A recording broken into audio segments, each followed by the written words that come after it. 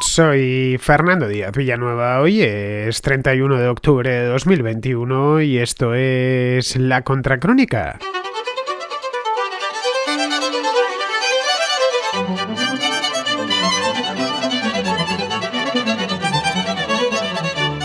Bienvenidos a la contrarréplica de los domingos. Tengo bastantes temas aquí encima de la mesa, unas cuantas cuestiones que me traen los contraescuchas, como sucede todos los domingos. Cuestiones de fondo, eso sí, hoy tenemos notas de voz antiguas, algunas especialmente antiguas, pero que he guardado, siempre las guardo, para cuando llega su momento. Bien, voy rápido, voy a quitarme de encima lo antes posible el número de WhatsApp al que tenéis que enviar vuestras notas de voz, en el caso de que queráis participar aquí en la contrarréplica.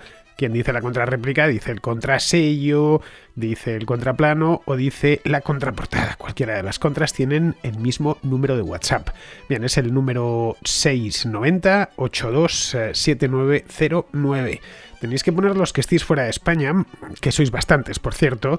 Tenéis que poner el más 34 delante, porque si no, más 34 es el código telefónico internacional de España. Aunque esto no va por teléfono, va por WhatsApp, no lo olvidéis. No tenéis más que entrar en la aplicación, darle al microfonito y grabar una nota de voz que dure para la contrarréplica entre 1 y 3 minutos, que se escuche bien, a ser posible, es decir, sin ruido de fondo, ruido de tráfico, etcétera, sin un periquito cantando. Bueno, si está el periquito cantando lo aceptamos, un pajarito sí, un jilguero, una cosa sí, pero si hay una hormigonera detrás trabajando, pues procurad meteros en la caseta de obra, o mejor llegar a casa y grabar el mensaje con tranquilidad.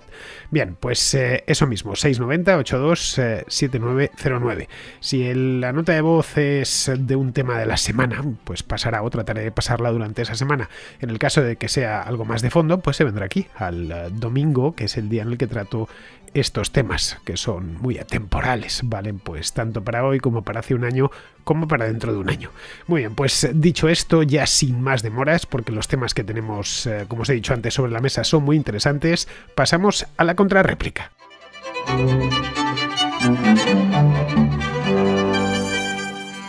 Empezamos con Rubén, que nos trae una pregunta lingüística, ya sabéis que me encantan los temas lingüísticos, relativa al italiano y al portugués, y la relación que ambos idiomas, muy cercanos al español, tienen con nuestra lengua. Mira, como suscriptor de la Contracrónica y la Contrahistoria, no sé bien dónde ubicar esta pregunta, pero bueno, te comento. Recientemente he estado estas Navidades he estado en Lisboa y hace como unos 6 meses estuve también en Roma, en Italia, viendo monumentos. Y te comento, me he dado cuenta, bueno, ya me había dado cuenta antes realmente, pero bueno, que para los españoles nos es más fácil el italiano que el portugués, siendo curioso porque el portugués teóricamente es más parecido al español.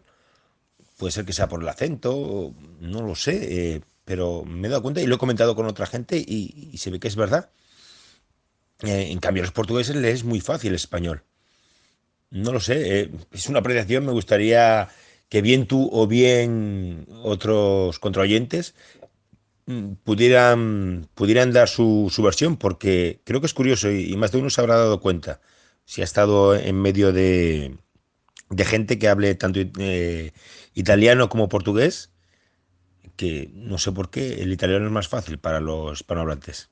Un saludo. Por cierto, he de comentar que estuve en Lisboa por recomendación tuya y realmente me encantó, ¿eh? Me encantó esa ciudad y no sé, tiene una decadencia encantadora, por así decirlo. Sí, me encantó. Recomiendo a toda la gente que pueda y esté cerca que vaya. Me encantó. Otra cosa más también, creo que es el único país, junto con España, y he estado ya en bastantes países, que realmente puedo decir que he comido bien. La calidad de la comida es equiparable a la de España, realmente sí. Pues mira, Rubén, es más parecido el portugués que el italiano, aunque no te lo parezca, al menos desde el punto de vista léxico, es decir, de palabras que coinciden, que son iguales o son muy parecidas. De hecho, el portugués leído es muy fácil. Si has estado en Portugal y acabas de estar en Portugal, lo has podido ver con tus propios ojos. Muchísimas palabras son iguales, no tienen ningún cambio, a lo sumo cambia alguna tilde o bueno, cambia la pronunciación, obviamente, la mayor parte de los casos, pero escrito es tremendamente fácil. Bueno, tanto que podemos leer la prensa portuguesa o la prensa brasileña sin apenas problemas. Yo, de hecho, la prensa de Portugal o de Brasil, abro Globo o el diario de noticias y lo leo tal cual me parece en el navegador. No necesito traducirlo ni nada por el estilo. Puedo encontrarme con alguna palabra, pero nada más. Vamos, puedo leer una editorial, una columna de opinión, la noticia completa la puedo leer en portugués sin haber estudiado jamás, nunca, una sola palabra, una sola lección de portugués. Vamos, es una lengua, a diferencia del italiano, que sí lo estudié cuando era joven porque es un idioma que me gusta mucho. El portugués nada, desconozco sus normas sintácticas, no sé, es muy parecido al español, así que tampoco, si tuviera que escribirlo sería distinto, estaría lleno de fallos, evidentemente, pero leído me parece muy fácil. Bien, esto es así, el portugués y el castellano se parecen tanto porque proceden del mismo tronco lingüístico. Cuando el latín se fragmentó en la Alta Edad Media, más o menos hacia el año 800-900 de nuestra era, ya se puede empezar a hablar de lenguas romances, se conformaron grupos lingüísticos dentro de lo que había sido el orbe latino, de los que luego ya nacieron las lenguas actuales. En la península ibérica apareció el romance ibérico, que tiene ese nombre, obviamente, del que surgieron el castellano, surgió el portugués, y surgieron luego lenguas que están ya casi extintas, como el asturleonés, o el que conocemos también como bable, o el aragonés, la fabla aragonesa. El catalán no surgió de este tronco, surgió de otro grupo, el romance occitano, que dio lugar al propio catalán y también al occitano. El occitano sobrevive en España, que es una especie de paraíso de las lenguas, aquí lo conocemos como aranés, porque se habla aún en el Valle de Arán, y es una maravilla escucharlo. No lo habla mucha gente, porque tampoco hay mucha gente en el Valle de Arán, pero vamos, está todo escrito. En el Valle de Arán hay 3 lenguas oficiales, está el aranés, el catalán y el castellano, de tal manera que encontramos todo escrito en las 3 lenguas. El francés, por ejemplo, nació no del occitano, sino del romance gálico. Nació junto a otra, que todavía se sigue hablando, que se llama arpitano, también conocido como provenzal. Este se habla aún. No debe de tener muchos hablantes el arpitano, yo le calculo unos 100.000 por ahí, más o menos, la última vez que lo miré, que se habla aún en parte de Francia, en el Valle del Ródano, y también en el Valle de Aosta, en Italia. Está mucho más protegido en el Valle de Aosta que en Francia, donde ya sabéis que allí la centralización de todo en la lengua francesa pues es absoluta desde hace un par de siglos. Pero bueno, todavía sigue habiendo hablantes de arpitano. El italiano actual es una lengua normalizada, no nació en la Alta Edad Media, es una lengua normalizada entre los siglos XVII y XVIII más o menos, y se normalizó sobre el toscano. Y el toscano pertenece al grupo de los romances itálicos. Esa es la razón por la que hay tantos dialectos dentro de la propia Italia.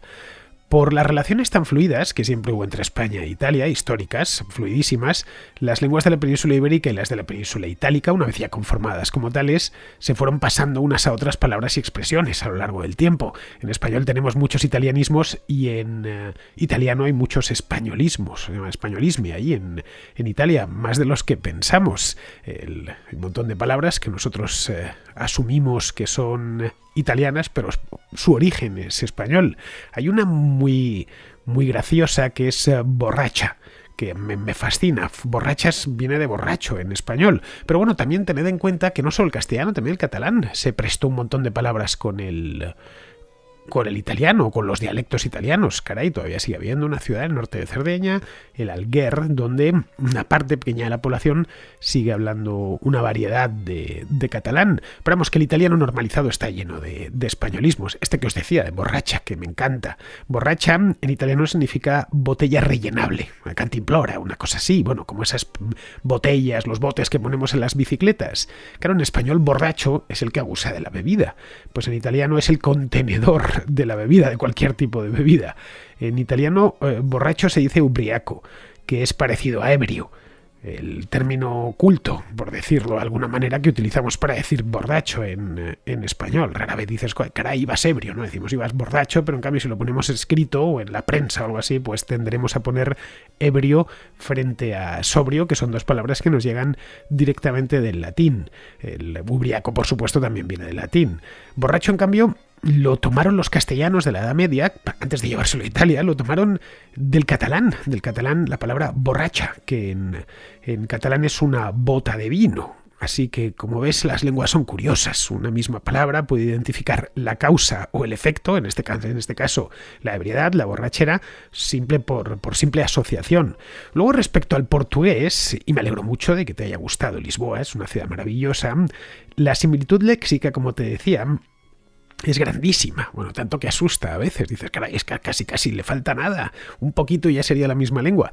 En más de una ocasión, me han dicho en el extranjero, no en Portugal obviamente, pero en Alemania, sobre todo en países con lenguas diferentes a las nuestras, que en países no latinos, un italiano, un francés, sí notan las diferencias, pero un alemán o un holandés, pues a que no haya aprendido nunca, jamás haya aprendido español ni portugués, me ha sucedido que me han dicho que les parece la misma lengua, escrita por lo menos.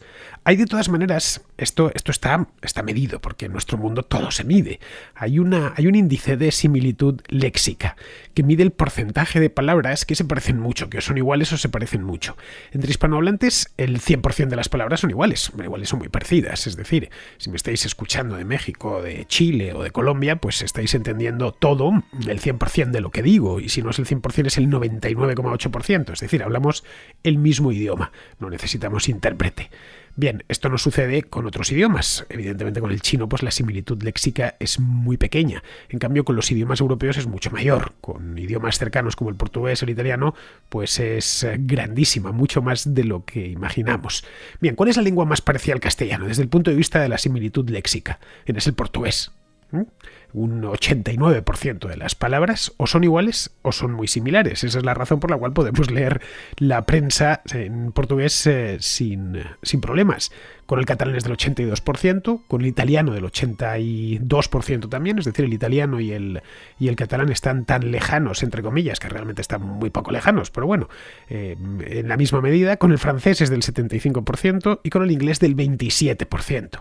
Y curiosamente, lo que se parece el español y el inglés, el castellano en este caso y el inglés, es gracias al francés, que prestó muchísimas palabras a los ingleses primitivos. Claro, otra cosa, esto es la lengua escrita, evidentemente. Otra cosa es que los portugueses, pues claro, hablan como hablan, ¿no? Y claro, no hay quien les entienda en la mayor parte de las ocasiones. Tienen unas normas de pronunciación distintas a las nuestras y la lengua en sí es menos fonética que el castellano.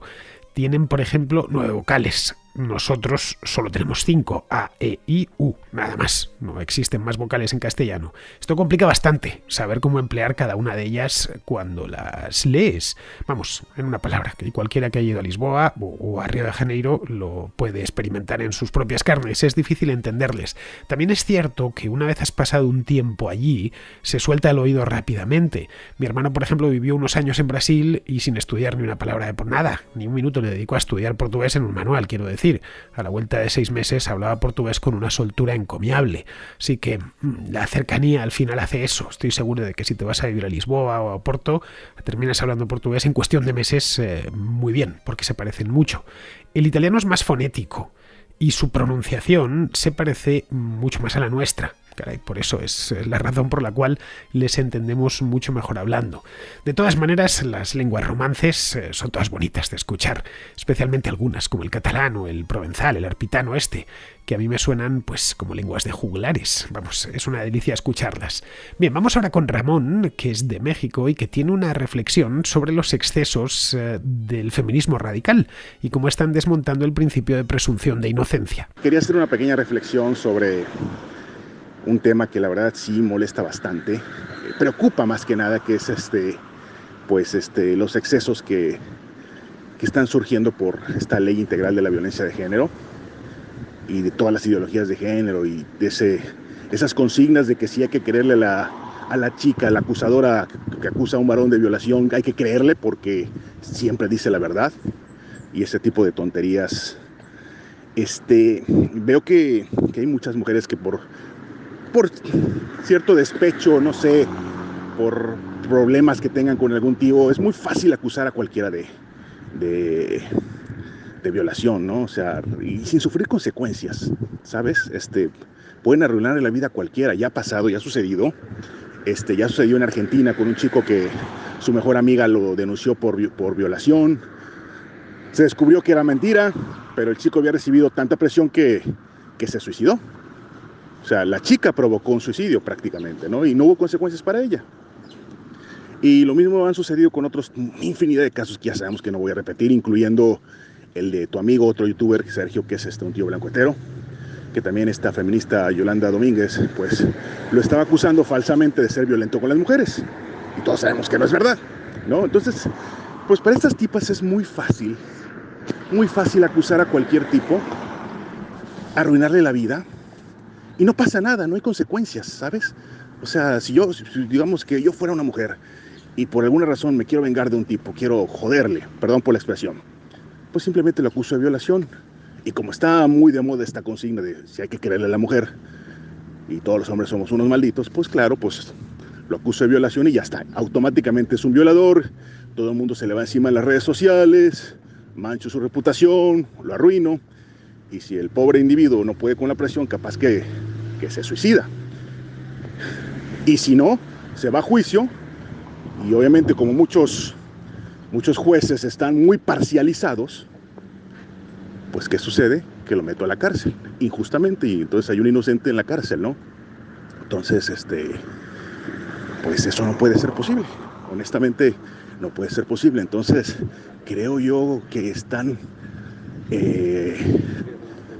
pues acusando con toda naturalidad, sin consecuencias. O sea, no hay consecuencias cuando se demuestra que es falsa la acusación. Y es donde viene la reflexión. Yo sé que hay un digamos, sistema judicial en el cual tú puedes contrademandar, ¿no? Puedes demandar por difamación. Pero no siempre se está aplicando. Y eso depende mucho de si el supuesto acusado, quiere contrademandar. Entonces, no sé, siento yo que debería, a lo mejor estoy mal, yo no soy abogado ni nada, ¿no? Pero siento que debería haber un mecanismo por el cual cuando se demuestre que la parte acusadora, sea quien sea, yo no estoy diciendo nada en contra de mujeres, cuando la parte acusadora se demuestre que está falseando datos, que no es verdad la acusación, debería haber consecuencias legales para esa persona. Vuelvo a repetir, muchas ya han provocado suicidios. Eso es grave. Y no les ha pasado nada, siguen con su vida normal como si nada. No puede ser posible eso. No es justo. Debe de haber consecuencias cuando acusas en falso. Bueno, eso es todo. Saludos. Este es un tema del que hemos hablado aquí en muchas ocasiones, un tema recurrente. Lo que está en juego con esto es un principio tan básico, un principio jurídico, tan básico como la presunción de inocencia. La carga de la prueba cae y debe de caer sobre quien acusa, es el onus probandi, no sobre el acusado, porque de lo contrario abriríamos la caja de Pandora y cualquiera podría acusar de cualquier cosa a cualquier persona. No sé, si me roba la bicicleta, pues no tengo más que acusar a mi vecino de haberlo hecho y que él demuestre que no estaba ahí, que no pudo hacerlo. Pero de entrada, pues ya le detienen, le llevan preso. Bueno, por una bicicleta no te van a llevar preso, pero bueno, que tendría que ir buscarse un abogado, etcétera. Y a lo mejor el hombre pues estaba tan feliz en su casa viendo la televisión o leyendo. Y nada, yo he llegado, he ido a la policía, pues ha sido mi vecino Pepito Pérez que me ha robado la bicicleta. Es simplemente absurdo. Bueno, pues con esto es exactamente lo mismo. Vamos, es demencial, que dinamita los cimientos del derecho. Podríamos pensar que si no has hecho nada, pues claro, nada tienes que temer porque se demostrará que eres inocente. Pero es que la inocencia la damos por sentada, porque es así, ante una acusación. De lo contrario nos encontraríamos ante lo que los antiguos denominaban la probatio diabólica, o la prueba del diablo, vamos, que consistía en pedir a un acusado que demostrase que no cometió tal o cual delito. Esta probatio diabólica la empleaba el Tribunal del Santo Oficio, la Inquisición. Agarraban a uno, le detenían por una denuncia anónima, obviamente, en la que se le acusaba, pues no sé, de judaizar, que es de lo que acusaba básicamente el Santo Oficio, es decir, de practicar el judaísmo a escondidas. Una vez ante el inquisidor, pues le instaban a que demostrase que no era cierto, cuando ese precisamente el de demostrar que era cierto era el trabajo del inquisidor, reunir pruebas y demostrar que sí, que efectivamente ese hombre era culpable. Pero claro, para aligerar los trámites recurrían bastante a menudo a la probatio diabólica, y ahí el reo se las veía y se las deseaba. Claro, tenía que explicar que él no, que cómo iba a judaizar, que él era miembro de tal cofradía de Semana Santa, que comía cerdo todos los días y de manera pública, y que los sábados no solo trabajaba, sino que además hacía jornada doble, para que se demostrase claramente que él no era judío, ni siquiera practicaba el judaísmo a escondidas. Bueno, básicamente la legislación que están promoviendo las feministas radicales es la vuelta a la probatio diabólica. Una mujer acusa a un hombre de violación, luego de acoso, y tiene que ser el hombre el que se las ingenie para demostrar ante el tribunal que él no estaba ahí, o que no lo hizo, y reunir las pruebas oportunas que demuestren que no es culpable.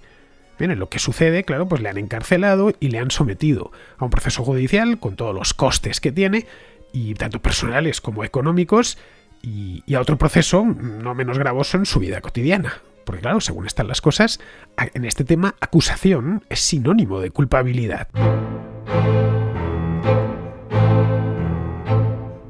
Seguimos con Ignacio, que plantea otro tema bastante habitual en la contrarréplica, y es el de la relación entre religión y desarrollo económico y democracia. Concretamente, y lo focaliza sobre el Islam. Saludos, Fernando, a todos los contraescuchas de la Contracrónica.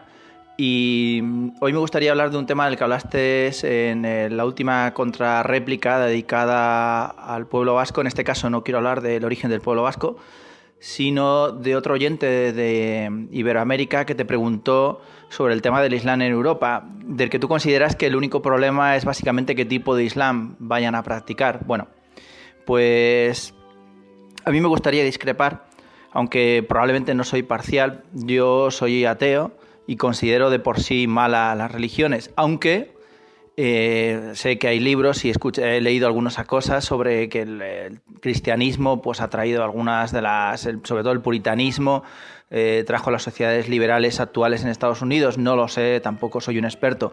Lo que sí veo por mi trabajo es que el Islam me parece una amenaza y grave para Europa.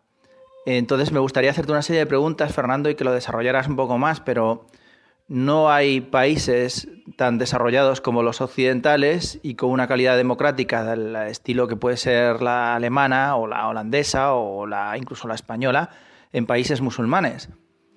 Quiero decir que casi todos estos países son países que tienen teocracias, dictadores de variado pelo y que son países, en algunos casos hasta casi me arriesgaría a decir fallidos, donde el Islam que practican ellos no los ha hecho avanzar, no son capaces de tener una democracia al uso occidental ni nada por el estilo. Aquí la religión cristiana y los católicos se han quedado en una práctica, como dices tú, pues más moderada. No es como el caso del nacionalcatolicismo de la época de Franco, donde sí podrían imponer sus ideas. La conferencia episcopal podría decir, bueno, pues es total, esto no, incluso legislar y llevarlo a ponerlo en el Código Penal, ¿no?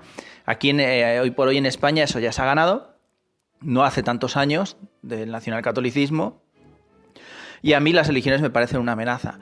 Una religión moderada o un cristianismo moderado en Europa no tengo ningún problema, incluso un islamismo moderado tampoco, pero ¿quién nos garantiza que esa inmigración masiva musulmana a la larga no sea una fuente de conflictos? Tú has hablado de que hay conflictos entre las primera y segunda generación de inmigrantes o tercera generación de inmigrantes en los países europeos, en los que los chicos ya crecen en familias musulmanas, pero en un ambiente occidental.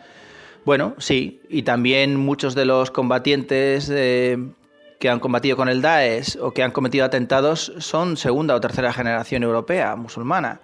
En fin, que yo no lo veo tan claro, me parece que es un veneno, pero bueno, no es solamente el Islam, sino cualquier religión.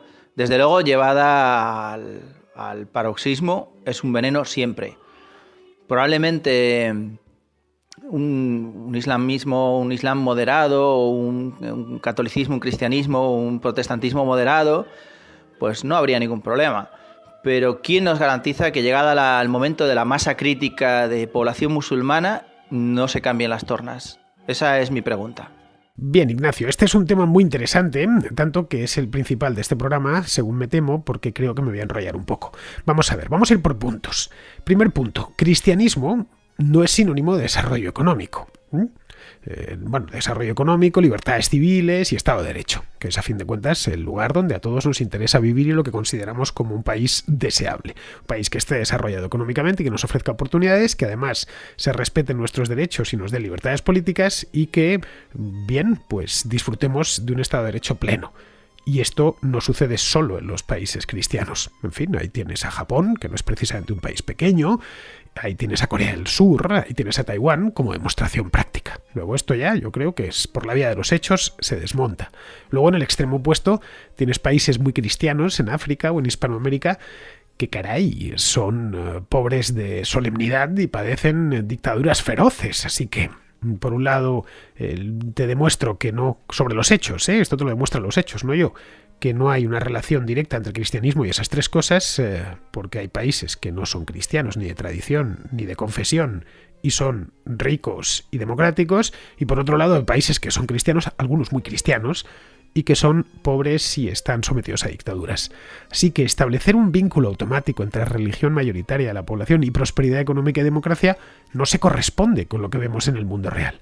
Ese es el primer punto.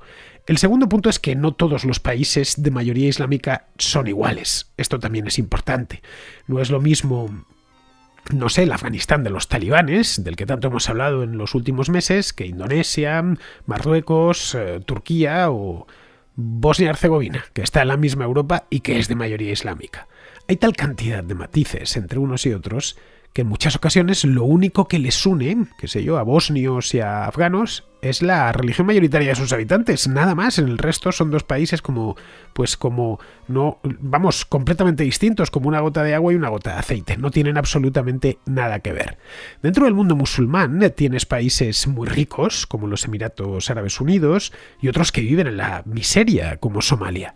Respecto a los regímenes políticos, a ver, la democracia no abunda en el mundo islámico, pero es que tampoco lo hace en el África cristiana o en el sudeste asiático. Birmania, por ejemplo, es un país pobre y autoritario y la mayor parte de la población es budista.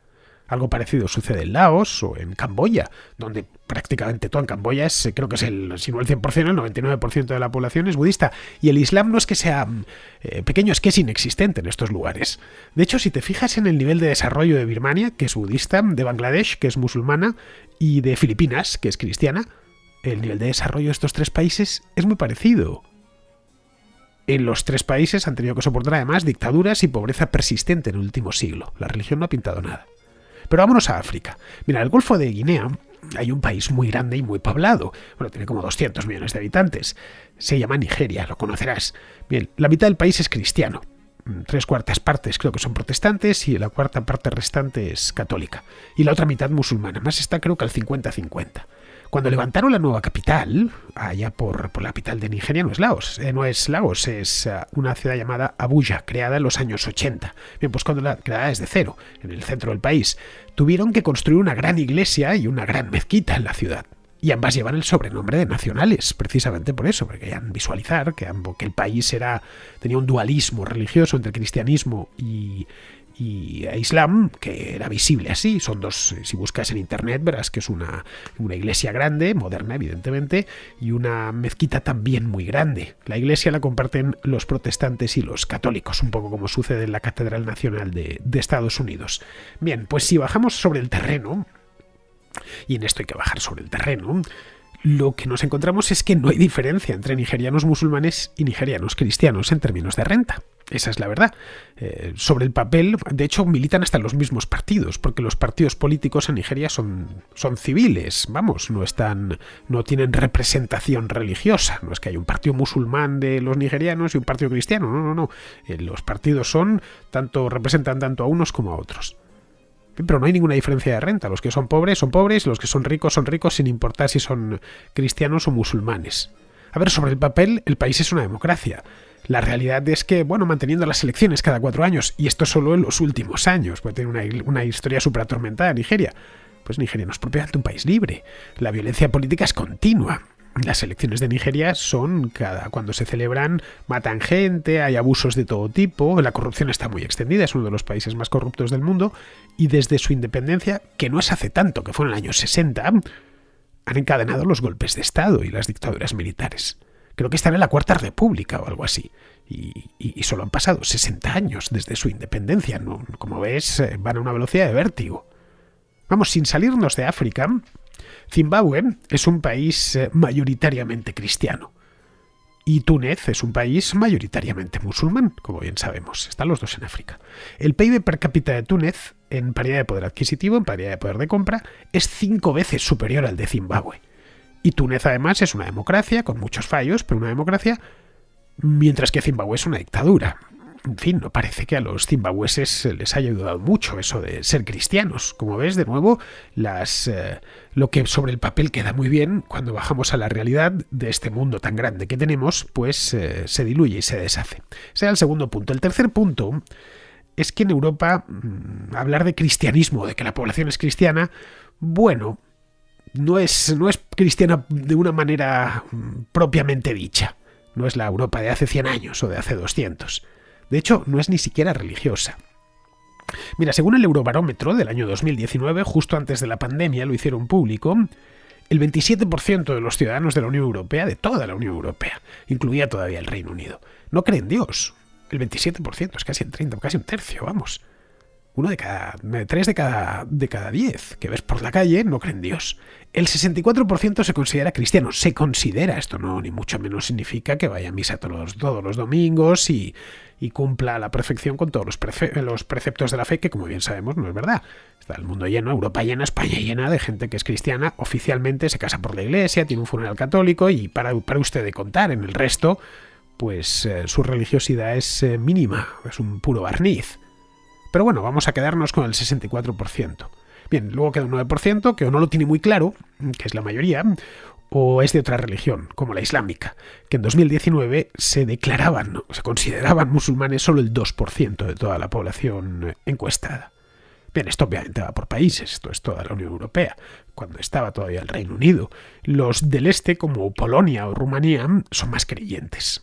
Allí entre el 90 y el 95% de la población se considera cristiana. Luego en el oeste es donde el descreimiento más ha calado. En Alemania el 30% de la población es atea o agnóstica. En España es el 32%, en el Reino Unido el 37%, en Francia el 40%, en Suecia el 50% y en Holanda es el 52%. Es decir, en Holanda hay ya más ateos o agnósticos que gente religiosa. Como ves, parece que los países más desarrollados son los más ateos. Luego aquí se podría establecer una relación. Claro, es que el ateísmo trae desarrollo económico. No sería cierto porque Albania fue un país oficialmente ateo durante décadas y aquello era una miseria absoluta. Así que tampoco hay relación ahí. Irlanda o Austria tienen tasas de ateísmo muy bajas, que rondan el 14-15%, y son también muy ricos y muy libres. ¿Con esto qué te quiero decir, Ignacio? Básicamente que se sobreestima el papel de la religión mayoritaria de los habitantes en el desarrollo económico y en la democracia. Esto sucede entre catolicismo y protestantismo, que sale muchas veces. Claro, es que si en América se hubiesen hecho protestantes, hoy serían como Canadá, qué sé yo. No, no es verdad. Porque tan católicos son en Honduras como en Baviera, y en Baviera son riquísimos, y es una democracia ejemplar. Así que, si no hay relación entre catolicismo y protestantismo y democracia, pues tampoco la hay entre el cristianismo y otras religiones. Es decir, opera de la misma manera, incluida, por supuesto, el Islam.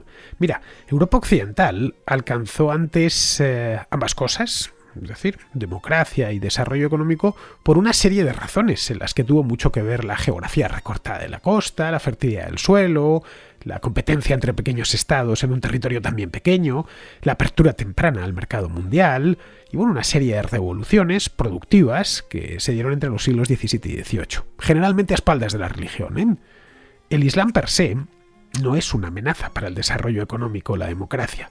Lo que supone una amenaza para ambos es una interpretación muy concreta del Islam, que aboga, como bien sabemos, por la teocracia y por la yihad.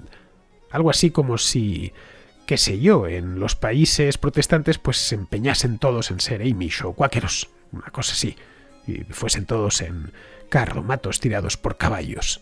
Diríamos, el cristianismo está atentando contra el desarrollo económico y no, esa interpretación concreta del cristianismo, que afortunadamente es minoritaria.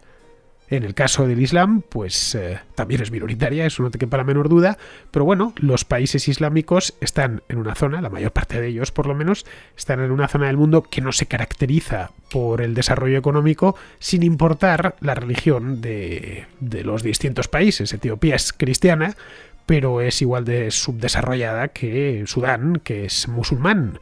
Lo que te he puesto el caso de Nigeria, yo creo que queda bastante claro. Bien, vamos a continuar, vamos con Javier, que es un venezolano que vive en Estados Unidos, en Seattle, que nos explica el uso de la palabra gringo. Te quería comentar sobre el uso de la palabra gringo, que es una palabra que he escuchado que utilizas tú y utilizan personas en tu programa. Y bueno, es una palabra que por lo menos en mi conocimiento tiene un aspecto un poco peyorativo y despectivo. Pero he investigado un poco y he visto que se utiliza y se ha utilizado en la historia para referirse a personas que son extranjeras, especialmente en Hispanoamérica y en España, pero no estoy muy seguro cuál es el contenido ofensivo que puede tener en tu país.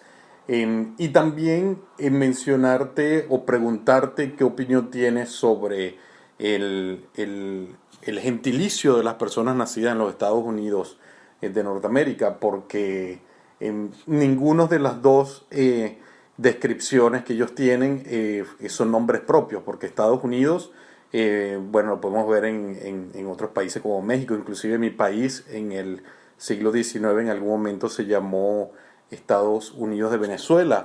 Y América, bueno, cualquier persona que haya nacido en el continente americano puede reclamar o decir que es americano también. Entonces, quisiera saber qué opinión tienes al respecto. Saludos y gracias por tu programa. Yo personalmente no creo que tenga un significado ofensivo, Javier. Yo desde luego cada vez que digo gringo no lo digo con intención de ofender a nadie. En España se emplea muy poco, de cualquier manera, aquí preferimos yankee, pero cuando se utiliza es para referirse a los naturales de Estados Unidos, sin más. En América, en países como México, Guatemala, sí que es una palabra de uso mucho más común y tampoco creo que tenga una carga despectiva, a no ser que se la quieras poner, qué sé yo, empleando ya la entonación, más bien descriptiva. Dices, pues vino el gringo este y me dijo tal cosa, pues ya está. O los gringos no saben hacer esto, no saben hacer lo otro, vamos, es más descriptivo. La palabra, como ya expliqué, no es de origen mexicano, como suele pensarse. Lo expliqué aquí hace ya años, cuando hablamos de esto de los gringos, pues no lo sé, hace 4 o 5 años, qué sé yo. Bien, la palabra esta nació en España, en el siglo XVIII. Por lo menos se le ha podido rastrear hasta el siglo XVIII. Se utilizaba para referirse a los extranjeros que no hablaban español, o que hablaban español pero no se les entendía. Y claro, decían que eran griegos. Es una derivación, de hecho, de griego. De griego pasó a grigo y de ahí a gringo. Cruzó el Atlántico y allí la palabra gringo pues hizo fortuna. En México empezaron a llamar así a los estadounidenses. En Argentina, por ejemplo, pues se empleaba para referirse a los inmigrantes europeos que llegaron en oleadas a principios del siglo XX y finales del XIX. Y en el Caribe pues se utilizaba para referirse a cualquiera que tuviese aspecto europeo. En el siglo XIX... los negros de Cuba denominaban a los catalanes los gringos españoles, porque muchos de ellos se dedicaban al tráfico de esclavos. Respecto al gentilicio de Estados Unidos, también es un tema que hemos tratado a conciencia aquí en la contrarréplica. Ellos se denominan Americans, como bien sabes, y cuando dicen América están refiriendo exclusivamente a su país. Claro, pero el problema es que se apropian de todo el continente. Así que lo más oportuno es llamarles estadounidenses. Es cierto que también existen los Estados Unidos mexicanos, que es el nombre oficial del país, por cierto, pero claro, para eso ya tenemos el término México y su gentilicio mexicano. Bien, seguimos con Francisco, que nos habla de las donaciones de Amancio Ortega. He estado escuchando una contrarréplica en la que un escucha te estaba hablando de Amancio Ortega y te preguntaba por qué. Y tú has dado muy buenas razones por qué hablan normalmente mal de Amancio Ortega. Que si no han montado nunca una empresa, que todo lo que decían eran mentiras, todo eso es verdad. Pero eso quizás sea, en mi opinión, la capa superficial del tema. Le critican, desde mi punto de vista, por una cosa un poquito más profunda, y es que demuestran que existe el bien fuera del Estado. Es decir, todos estos partidos políticos de izquierda y la mayoría de derechas dice que sin ellos los pobres estarían completamente desahuciados.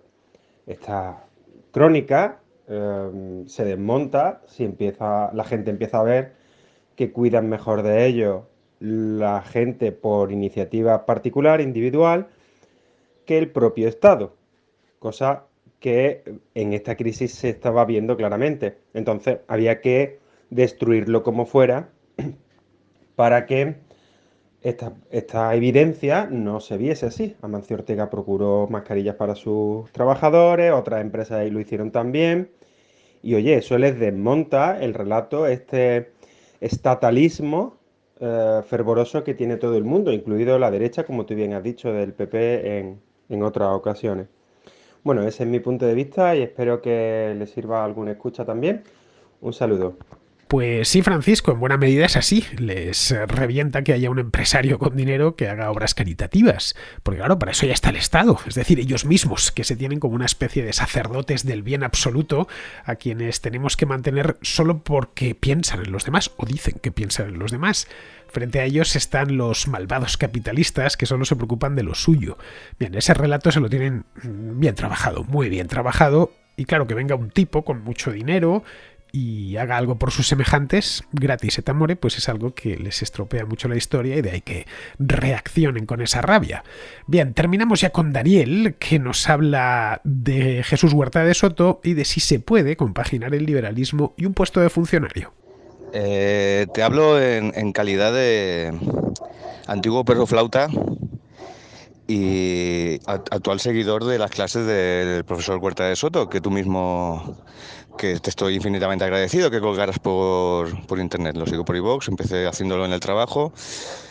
Ahora que no puedo trabajar por las razones que todos conocemos, pues lo hago desde casa. Y voy a romper una lanza a su favor en torno al debate si es ético ser liberal y trabajar para el Estado. Yo voy a romper una lanza a favor y voy a invocar nada más y nada menos que a Platón, aunque sé que tú aborreces la filosofía. O si quieres más, voy a invocar al profesor Gustavo Bueno, al cual respeto y admiro mucho y lo sigo muchísimo de hace años, en que hay que bajar a la caverna. Hay que bajar a la caverna y tratar de hacer ver a la gente que está observando sombras que esa no es la realidad. Entonces yo creo que el profesor Huerta de Soto cumple esa función, aunque también lo que es la moraleja pues también se cumple, que es que prácticamente nadie le hace caso y no lo matan porque no pueden, como ocurre en el mito. Bueno, Jesús Huerta de Soto no vive de sus clases, él tiene una empresa de seguros que es herencia familiar, que es lo que le da de comer. A ver, se podría decir que casi da clases por afición, vamos, porque le gusta, le encanta dar clases y además como profesor, tal y como se puede ver en esos vídeos que le grabé hace ya, pues de esto han pasado, fue en 2009, pues 12 años, nada más y nada menos, lo hace con un entusiasmo encomiable. Ya me gustaría que todos los profesores universitarios tuviesen las ganas que tiene Huerta de Soto cuando se pone frente a los alumnos. Pero bueno, ten en cuenta una cosa, Jesús Huerta empezó como profesor a principios de los años 80 y en España en aquella época apenas había universidades privadas, pues estaba el CEU, estaba la de Navarra y poco más, así que se hizo profesor de la Complutense y luego ya se pasó a la Rey Juan Carlos. Si hoy Huerta de Soto tuviese 25 años, pues no lo sabemos, pero posiblemente estaría en una universidad privada porque hoy abundan. Pero bueno, no hay nada malo en lo que hace. Da sus clases y cobra por ello, ya está. Estar en la universidad pública le permite, y esto para él es importante, llegar a muchos alumnos que en la privada pues no llegaría. Bien, pues con esto, queridos amigos, damos por concluida esta contrarréplica de hoy, día 31 de octubre, el último día del mes, y mañana, que es Día de Todos los Santos, y 1 de noviembre, pues volveré por aquí, porque ya sabéis que los festivos en la Contracrónica no existen. Hasta mañana, amigos.